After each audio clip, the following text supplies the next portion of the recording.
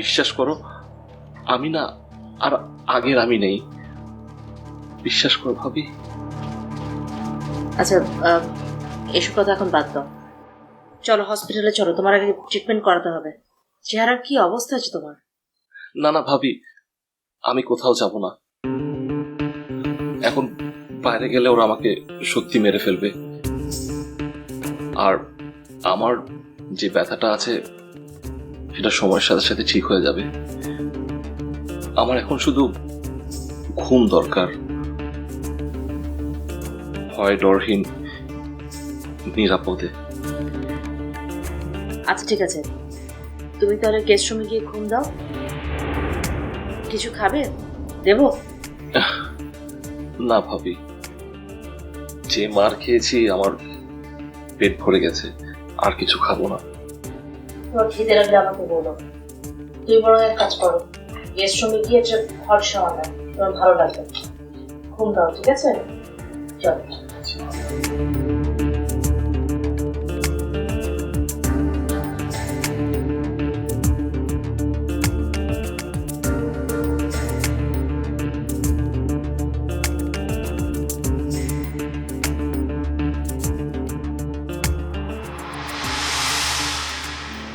আমি জানি সারাটা জীবন অন্তুর ব্যবহারে তুমি অনেক কষ্ট পেয়েছ।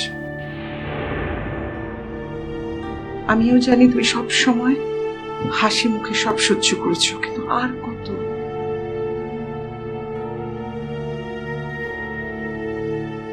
সহ্যেরও তো একটা সীমা আছে। আমি ভেবেছিলাম ও বড় হলে আমার কষ্টটা বুঝতে পারবে, সবকিছু মেনে নেবে।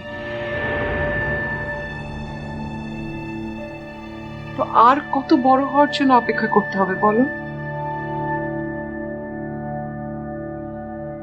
আর মেয়েটাও হয়েছে এত বদমেজাজি, একটু পড়ালেখা করে যেন ভাবছি পুরো দুনিয়া কিনে নিয়েছে, সব জানে, সব বোঝে।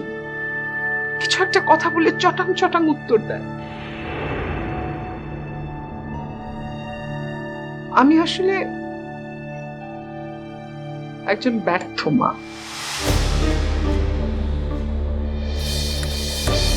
ছেলে মেয়ে দুটোকে ঠিক মতো মানুষ করতে পারিনি।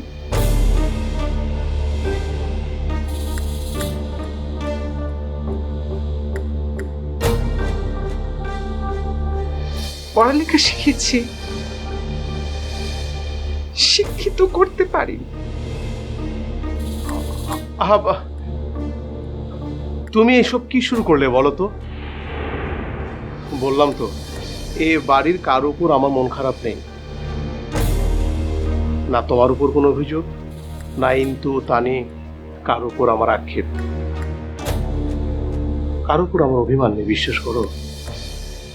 এটা ঠিক যে ইন্তু আমাকে বাবা ডাকে না, সেজন্য আমার মনটা খারাপ,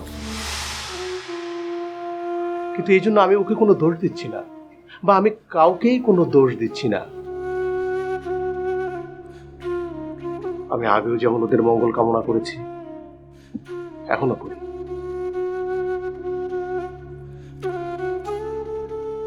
আমি চাই যে ওরা ওরা সবসময় ভালো থাকুক, সুখে থাকুক।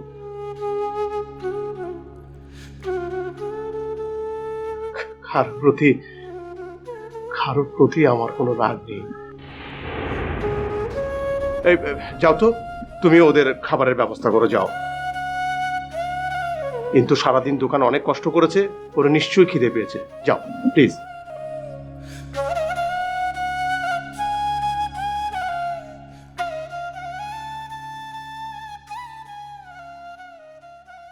কিন্তু তুমি একটা কথা শুনে রাখো, তুমি যদি এই বাড়ি ছেড়ে চলে যাও, আমিও এই বাড়িতে থাকবো না। আমিও তোমার সাথে গ্রামে গিয়ে থাকবো।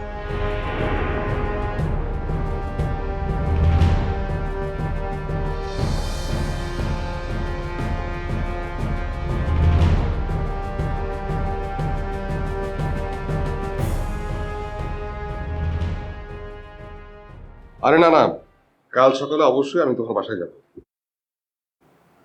কোনোভাবে মিস হবে না। আমি রুস্তমকে এখনই ফোন করে বলে রাখছি যে কাল আমি দোকানে যাচ্ছি না, আমি সারাদিন ফ্রি থাকবো। কোনো ঠিক নেই, আমি অনেক চিন্তা করে বের করলাম, তোমার মিঠার মধ্যে একটা বিশেষ মিল আছে। তোমাদের দুজনের কথারই কোনো ঠিক নেই। আরে কি আশ্চর্য, তা হবে কেন? এর আগে কখনো আমি তোমাকে কথা দিয়ে কথা রাখিনি, এরকম হয়েছে? হ্যাঁ, ঘটেছে তো। কোন ঘটনা? তোমার মনে আছে আমি যখন তোমাকে ফেসবুকে প্রথম খুঁজে বের করলাম, তারপর তোমাকে একদিন মেসেঞ্জারে বলেছিলাম যে তোমার রুমের একটা ছবি তুমি আমাকে তুলে পাঠিও। তুমি আমাকে বলেছিলে বাসায় গিয়ে সাথে সাথে তুমি ছবিটা তুলে আমাকে পাঠাবে।